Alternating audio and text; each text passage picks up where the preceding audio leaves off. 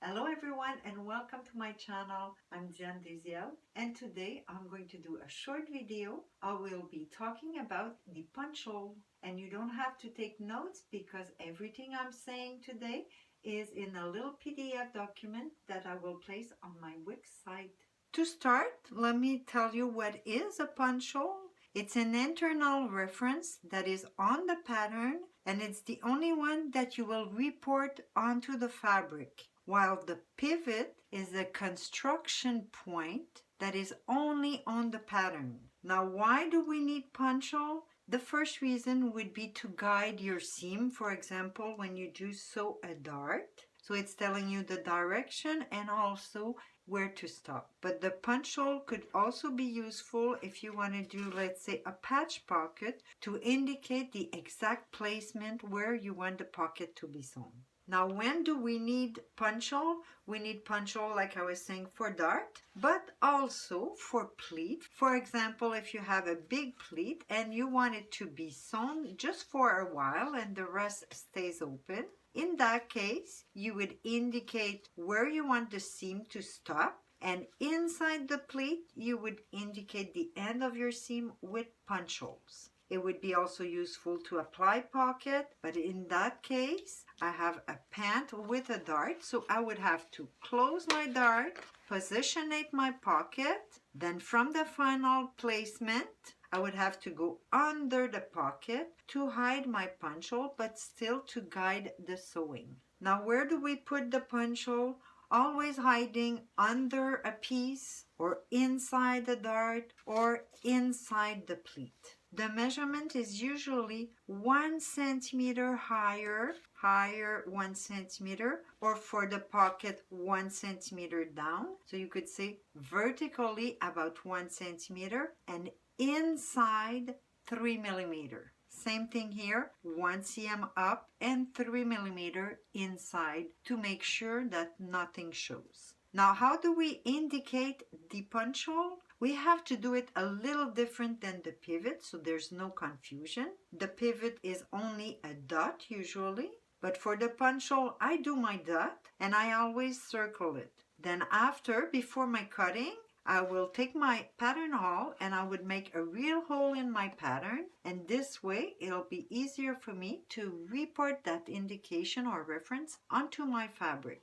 Now, on the fabric, you should indicate your punch hole on the wrong side of the fabric, and you could do it 3 ways. You could use a chalk, and because you did the little hole, you should be able to see it on the other side, so on your fabric. The other option is to go with your awl and do the hole right away. So I'll be holding my fabric and really make the hole in the fabric.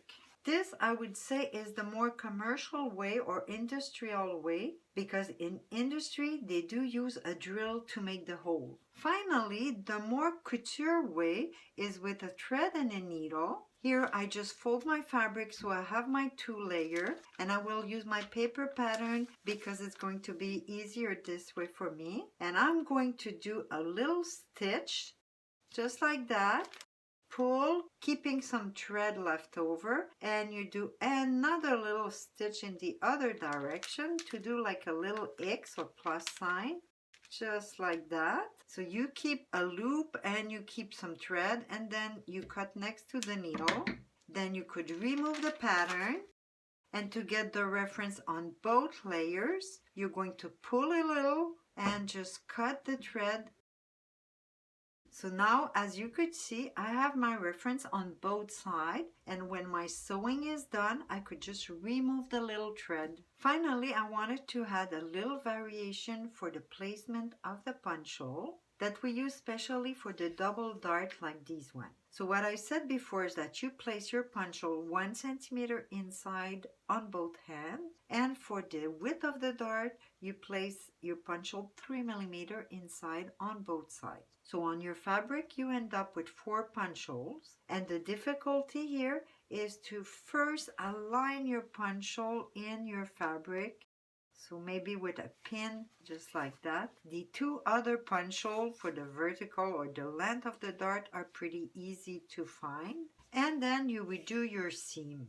And sometime when your fabric is moving a little bit, you look at the other side and you realize that you didn't catch or you didn't cover your punch hole. And in that case, you have to redo another seam or redo your dart. That's why I wanted to talk about the second way to indicate the same dart. So you start with your 1 centimeter top and bottom, just the same. And your first punch hole, you place it 3 millimeter inside, just like the first one. But the second punch hole, instead of putting it 3 millimeter inside, you just put it right on the middle line, so you know exactly where to fold at the widest part of your dart. So you won't have this one anymore, but you have an extra one right in the middle. This way you fold your fabric, align your 3 punch holes. That's easy. And when you do your sewing, you don't have to worry anymore with the second punch hole that you cannot see. That's it for today. I hope you enjoy.